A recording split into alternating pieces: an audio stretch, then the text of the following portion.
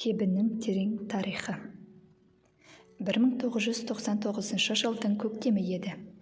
Қарасудағы медресеге жиі барып, жария зікірден қалмайтын кезім. Сол жерде оралдық Санат атты жігітпен жақсы дос болдым. Ол молда болатын. Бірде Санатқа: «Сәке, осы мен мәйет жуып көрмеппін. Сүйекке түсу қандай болады? Соны көргім келеді. Ол да бір түбі үйренетін өнер ғой», дедім. Ол: «Жаназа болғанда хабар берем», деді. Бір күні сол маңайда тұратын 80-нен асқан қария қайтты. Хабар беріп, мені Қарасуға шақыртты. Тәртібі былай екен: молда жігіттер жаназадан бір күн бұрын барып, алдын ала марқұмға кебін пішіп дайындайды. Оларға еріп, қаза шыққан үйге мен де бардым. Қаралы үйге жеткен соң, молда жігіттер: «Мәйтті көрейік, бойын өлшейміз», деді. Үлкен баласы дене жатқан бөлмеге алып кірді. Екі жігіт марқұмның денесін әрі-бері аударып қарап жатыр. Қасындағы Қанат деген молда жігіт тақуа кісі болыпты. Соғысқа қатысқан екен. Соғыста оразасын үзбеген деп айтып жатыр балалары. СССР кезінде де өкіметтен тығылып, өлгенше намаз оқып, ораза ұстапты. Сандығында ескіше жазылған кітаптар толып жатыр, деді де: «Сәке, жолыңыз болды. Тақуа адамды жуындырамыз ертең. Бұл жақсылық. Көрдің бе? Денесі түк иістенбеген. Қарттың жүзіне қара, нұрланып жатыр. Бейне бір тірі кісі сияқты. Тақуа адамды жуындырған, әрі жағымды, әрі сауапты іс». Расында да маған мәйіт қорқынышты көрінбеді.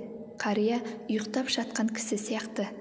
Соғыста бір санына снарядтың жарықшағы тиіп, жарты етін жұлып кетіпті. Молдалар денені көріп болған соң: «Кеттік ішке», деді. Үйге кірген соң балалары бір құшақ ақ шыт мата алып келді. Мен матаның қомпиған көлеміне қарап ішімнен: «Бір адамды кебіндеуге осынша мата кете ме екен?» деп ойладым. Екі жігіт нағыз молда екен, өз ісінің хас шебері. Шытты алды да қайшымен сатырлатып тесе бастады. Бұл тесіктермен жіп өткізіп байлайды екен. Екі шетінен жіңішкелеп шыртып, кебіннің өзінен қалың жіптер жасап жатыр. Мен: «Бұл не үшін?» дедім. Олар: «Шарты солай. Адам ақиретке бұл дүниеден бір сабақ жіп алмай кету керек. Сондықтан кебін тіккенде ине мен жіп араласпайды. Қайшымен қиясың, қайшымен тесесің, шыттың өз жібін өзіне жаратасың», деп кебін пішіп жатыр. Қарап тұрсам, кебіннің саны 3-ке жетті. «Неге 3?» дедім. «Екеуі іш көйлек. Кейде мәйкісі деп те атай береміз. Іш киім сияқты ғой.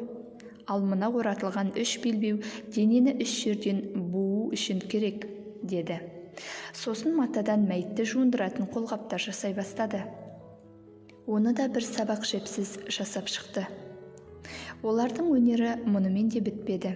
Енді олар жыртылып алынған бір жапырақ матадан шиыршықтап жазатын қалам сияқты жіңішке заттар жасады. «Мынау не?» дедім. «Мынау тісін тазалайтын щеткасы. Ана екеуі мұрын тазалағыш. Ал ана екеуімен құлағын тазалайды». Ондай заттарды бірінші рет көріп, бірінші рет естідім. Екі жігіт кебіндерді бүктеп, бірінің үстіне бірін жинай бастады. Артында жалпақ 3 кебін жатыр. Сосын белбеулер. Одан кейін қолғап.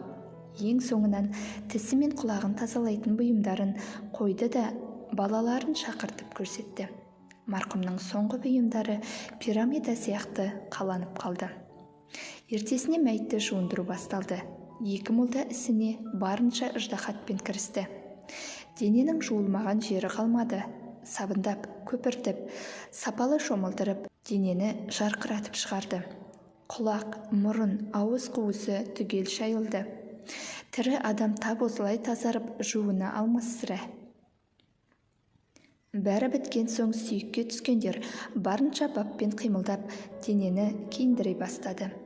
2 қабат тап-таза көйлек кигізіп, сыртынан кебіндеді. 3 жерден буылып, ақырға аттануға дайын жатты. Бір туысы: әтір себеміз бе?» деп сұрады. «Қажеті жоқ, күн ыстық болса да иістенбеген. Оразаны үзбей ұстағаны қандай жақсы болған. Біз кейде насыбай ататындар мен темекі шегетіндердің сүйегіне түсеміз. Оларды неше рет жуындырсаң да тазармайды. Денеден аққан суы жап-жасыл боп ластанып кетеді. Мейрам суы шақ келмейді.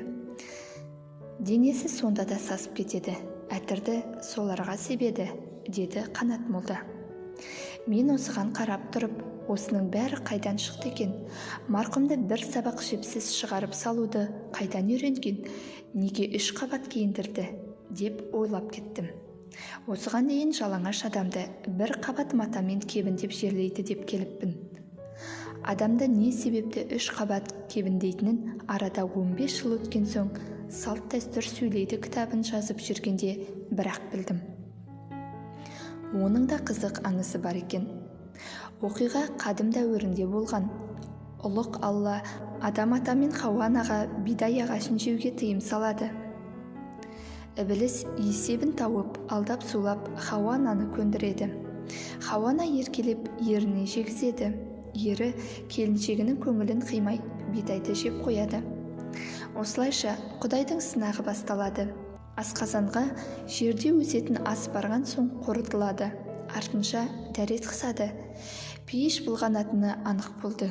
Сол кезде Тәңірі «Мына екеуін пейіштен шығарып жерге тастаңдар» деп періштелерге әмір етеді. Періштелер бұйрықты бірден орындай алмай тұрып қалады. Себебі күні кеше ғана оған сәжде жасаған еді. Қала берді, Адам атаның беліндегі Мұхамбет пайғамбардың нұрына ғашық періштелер ертелі-кеш оның ізінен қалмай рақатқа батып жүруші еді. Осы сәтті пайдаланған Адам жас Хауаның білегінен ұстап қаша жөнеледі. Жәннаттағы барлық ағаштар оған жапырылып жол береді. Сол кезде жиде ағашы ғана әмірге қалтқысыз бағынады. Ол Адам мен Хауа ананың үстінен бұтақтарымен бас салып мұжғылап тастайды. Қарсыласқандарына қарамастан қинап киімдерін шешіп алады. Хауа ананың нәзік тәнін бұтақтары жырып, қол-аяғын қанатып қояды. Сол кезде ұлық Алла: «Әй, жиде, әдепті болсаң етті. Қалай болғанда да бұлар менің орынбасарым. Әйел адамның денесіне жара салғаның қалай? Тұрпайы әрекетің үшін сені де жазалаймын. Олармен бірге жерге кетесің. Діңгегің қатты болады, бұтақтарың тікенді болады. Адамдар сені арнайы екпейді, судан жырақ өсесің. Бірақ гүліңнің пейіштегі хош иісі сақталады», деді. Содан бастап жиде жерде өсетін болыпты. Оның гүлі адамды мас қылатын жұпар иісті болса да, адамдар оны арнайы екпейді екен. Адам ата мен Хауа ана тәндері жалаңаш қалған соң арша ағашының астына барып тығылады. Арша оларды бұтақтарымен бүркеп көрсетпей жауып қалады. Аршаның адамға жаны ашып болысқанын Тәңірі хош көреді. Аршаға қарап: «Арша, сенің мына қылығың маған ұнады. Бөтенге жаны ашып жапа шеккенге болысу менің сүйетін ісім. Сондықтан саған ерекше қасиет берем. Бұтағыңа 1001 шипа дарытам. Бұтағыңды отқа жақса, сенің түтініңнен жын сайтан тұншығатын болсын», деді. Содан бастап арша ерекше қасиетті ағашқа айналыпты. Адамдар аршаның бұтағын отқа жағып, отбасы ошақ қасынан жын сайтандар аластап қуатын болыпты. Содан не керек? Алланың әмірі екі болмайды. Адам ата мен Хауа ана жерге барып, азапты өмірін сүруге амалсыз көндігіп тұрады. Олар жалаңаш болғандықтан әуретті жерін қолмен жауып, қатты қысылып, ұялып тұрды. Осы кезде інжір ағашы оларға өзінен жапырақ беріп жатып: «Әй, Адам, мына 3 жапырақты ал, үстіңе көйлек тігіп киерсің. Алланың халифасына жалаңаш жүрген жараспайды. Хауа, сен 5 жапырақ ал. Саған омырауыңды жауып тұратын 2 жапырақ артық берем. Әуретің жабық жүрсін, ұят болады», дейді. Олар сол кезде ғана жалаңаш тәндерін жапырақпен жауып шыдатпай бара жатқан ұяттың азабынан құтылды. Тәңірі олардың осы інжір берген киіммен жерге түсіп дүния тіршілігін бастауына рұқсат етті. Інжірдің мейірім шапағатын ұнатып, інжір, ісіңе ризамын.